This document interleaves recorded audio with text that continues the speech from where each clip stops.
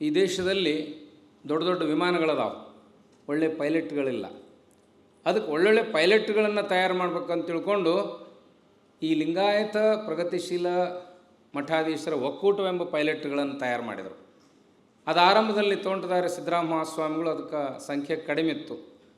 ಆದರೆ ಅದು ಈಗ 175 ತಲುಪಿದ ಕಾರಣ ಏನಂದ್ರೆ ವೀರಶೈವ ಸ್ವಲ್ಪ ಹೇಡಿ ಶೈವ ಆಗ್ತಾಯಿದೆ ಅನ್ನೋದಂಥ ಸಂಕೇತ. ಈ ವೀಣಾ ಬನ್ನಂಜೆಯವರ ನರ್ತನಾ ಶೈಲಿಯ ಭಾಷಣ ಕೇಳಿದ ಮೇಲೆ, ನಮ್ಮ ಜಾಮದಾರ್ ಸಾಹೇಬರ ವೀರಭದ್ರ ಗಣಾಚಾರದ ಉತ್ತರವನ್ನು ನೋಡಿದ ಮೇಲೆ ಯಾರ್ದು ಬಾಯಿ ಜಲ್ದಿ ಓಪನ್ ಆಗವಲ್ದು.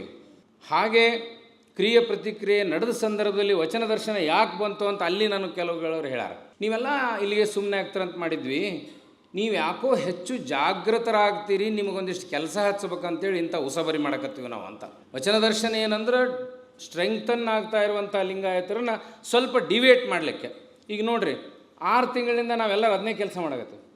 ಅವ್ರಿಗೆ ಪ್ರತಿಕ್ರಿಯೆ ಕೊಡೋದು, ವೀಣಾ ಬನ್ನಂಜರಿಗೆ ರಿಪ್ಲೈ ಕೊಡೋದು, ಅಂದ್ರೆ ನಾವು ಅಡುಗೆ ಮಾಡ್ಕೊಂಡು ಊಟ ಮಾಡೋದನ್ನು ಬಿಟ್ಟು ರಸ್ತೆದೊಳಗೆ ಅವ್ರು ನೋಡ್ಕೊಂಡು ನಿಂದಿರುವಂಥ ಕೆಲಸ ಮಾಡಕತ್ತೀವಿ. They want to kill the organisation in a systematic manner by creating such unnecessary problems. ಅದು ಹೆಂಗಂದ್ರೆ ಮತ್ತೆ ಅದರೊಳಗೆ ಇವರು ಬಿದಿರಿಯವರು ಸುಮ್ಮನೆ ಪಾಪ ಜಾಮದಾರ್ ಸಾಹೇಬರು ಇರಲಿ ಒಂದು ಮಾಡೋಣ ಅಂತ ಕರೆದ್ರೆ ಅವ್ರಿಗೆ ಯಾಕೆ ರೇಣುಕಮಯ್ಯಾಗ ಹೋಗ್ತೋ ಗೊತ್ತಿಲ್ಲ.